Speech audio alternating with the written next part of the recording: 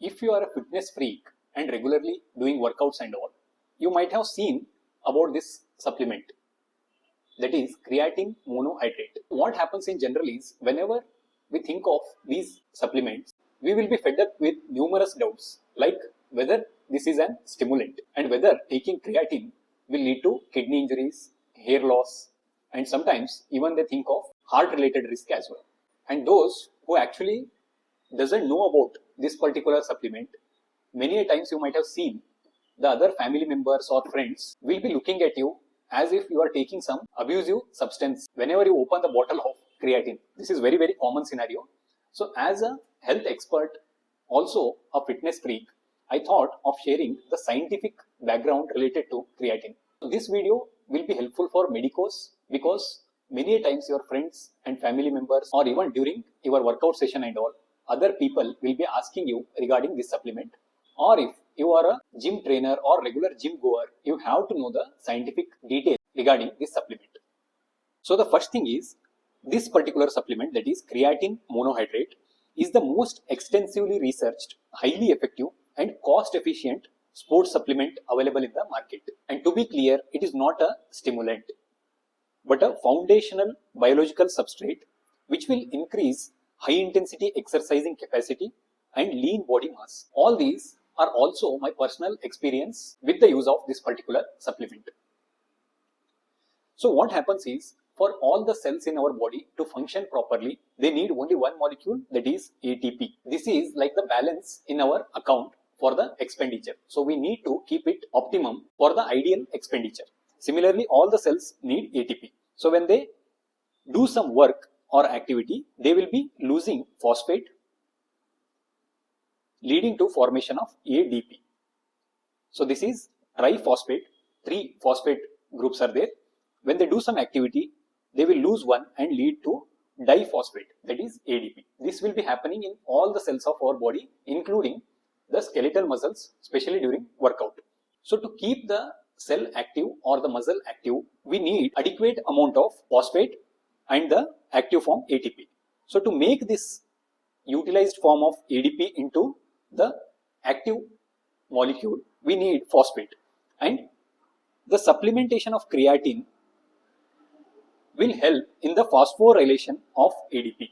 So this is the utilization of creatine. So when we take creatine, it will make sure that all the ADPs are in the active form, that is ATP, so that our exercising capacity will be increased. Generally, when we go for workout, what happens is, initially within 2 to 10 seconds of doing some exercise, our muscles will break down all the available ATPs and immediately jump into anaerobic metabolism.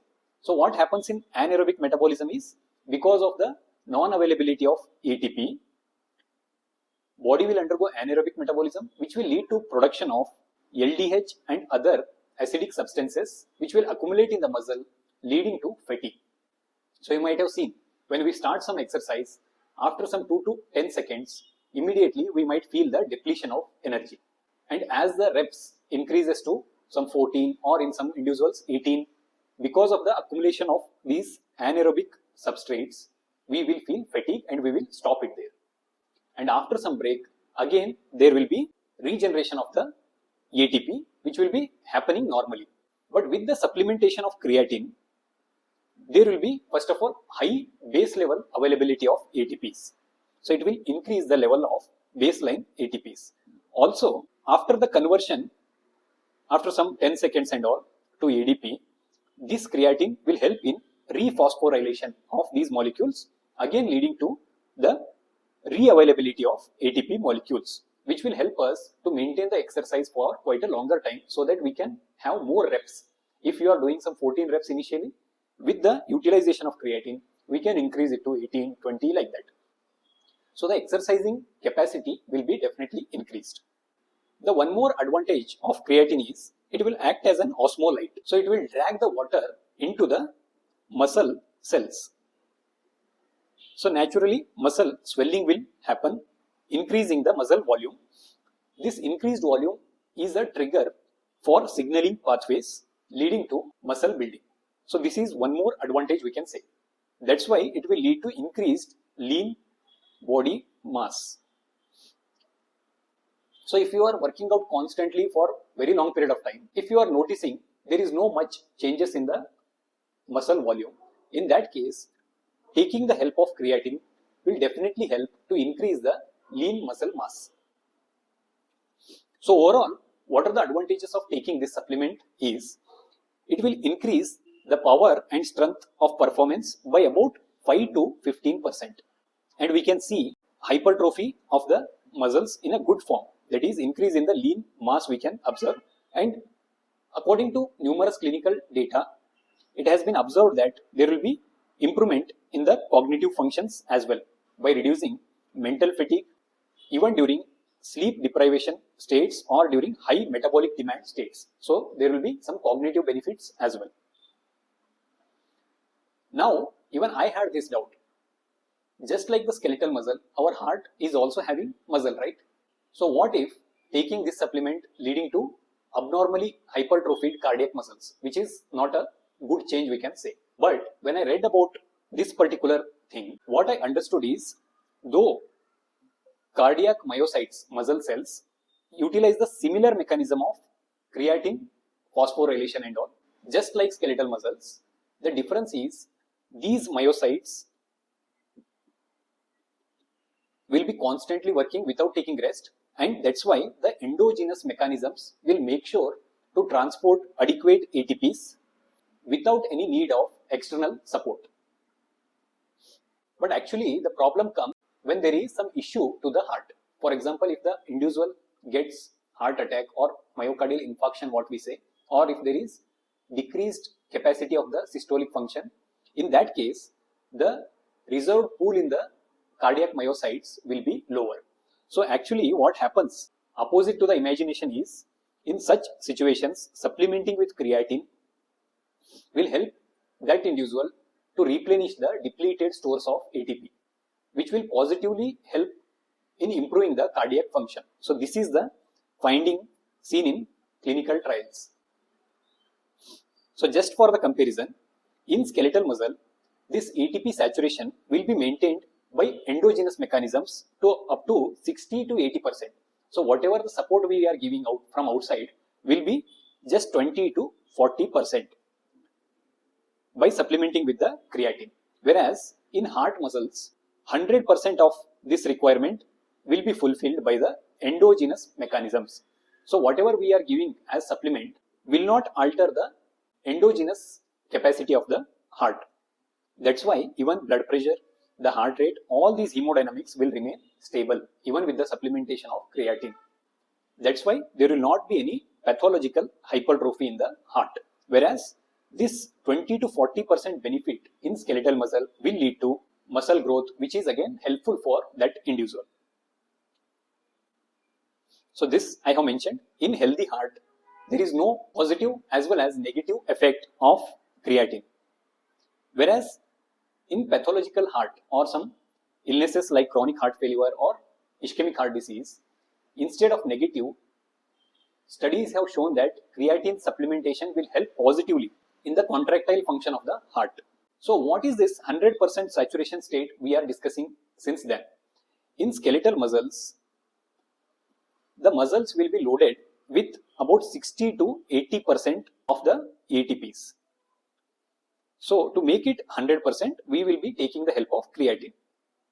Creatine will fulfill the gap which is there, like 20 to 40%. That's all is creatine doing. So it will help the energy and capacity of exercising, and it will delay fatigue which will happen usually after 10 to 12 seconds. And because of the water drag, it will lead to muscle swelling as well as increasing lean muscle mass. So these are the advantages. But definitely it is not a pre-workout stimulant. This point we have to remember. So now we might ask, what happens by taking excessive creatine? Can we increase our capacity to some greater extent, and can we build muscle faster? The thing is, there is a saturation point. As I mentioned, suppose if you are 70 kg adult, there will be baseline availability of ATPs by about 120 millimoles per kg. And taking the help of creatine will make you achieve that 100% saturation state of about 160 millimoles per kg. Over this, whatever excessive amount of creatine we will take will be excreted. So once there is complete saturation, there will be no further storage of creatinine. Instead, it will get broken down into creatinine. So this is the difference we have to know, and it will be filtered out in the urine. That's why what health coaches will advise is, if you already have some renal problems, kidney related problems, we need to be careful, because these individuals will be having decreased filtering capacity, right, leading to excessive accumulation of these supplements, and we can see a drastic rise in the creatinine. So these individuals have to be careful, not the one who are having healthy kidneys. So in these individuals, even if you are crossing the limit of daily intake of creatine, it will be converted to creatinine and it will be excreted out if the hydration is adequate. But why this false accusation related to this supplement is, there will be temporary increase in the creatinine because it is the byproduct of creatine supplement. So creatinine is the byproduct of creatine. So definitely when you are taking the supplement, there will be temporary rise in the levels of creatinine, which you should not consider as renal injury. If you are actually worried about it, get cystatin C level. Cystatin C levels, which will help us in identifying actual kidney injury. So again the same mechanism, to fulfill that 20 to 40% gap, how to load by supplementing is, you can follow two protocols, that is loading protocol or gradual loading protocol. In both the patterns, the limit is same, but only thing is the speed is variable. For example, in rapid loading, individuals might take about 20 gram of creatine per day. So over just 1 week, they will reach the 100% ceiling, whatever is required for their muscle activity. There will be fastest results, but the thing is, it is not ideal, we can say, because there will be increased GI distress, and if water intake is not adequate, it might harm in the other way. So best is to take it gradually, 3 to 5 gram per day. So in this supplement, whatever I have shown, one scoop will be having about 3 grams. So you can take one scoop pre-workout and one scoop post-workout, especially if you are aiming for fat loss and building of muscle mass. But if you are already lean and aiming only for muscle gain, just one scoop, that is 3 gram, either pre or post-workout, will be helpful. But make sure to have adequate water intake of a minimum 3 to 4 liters every day to help your kidneys for better excretion of the excessive amount of creatine. This is what is the daily maintenance requirement of creatine supplements. Why we need daily maintenance? Because naturally, by our day-to-day activities, body will be breaking down 1 to 2% of the creatine stores in the body. So to replace that, and especially if you are working out over that, this breakdown will be quite higher. So to replace that and to build the lean muscle mass, we need this supplement. And regarding myths, mainly kidney injuries, the myth is creatine supplementation causes kidney injury and lower renal function. I have explained it in detail. The clinical reality is, in healthy individuals, even long-term supplementation does not alter kidney functions, but there will be slight increase in the creatinine because it is a natural byproduct of creatine metabolism. So if you are in doubt, always advise for cystatin C, which will accurately detect the renal injury. And when it comes to hair loss myth, the problem originated in 2009 when a study came out in a single small population of rugby players, noting an increase in testosterone levels, dihydrotestosterone level.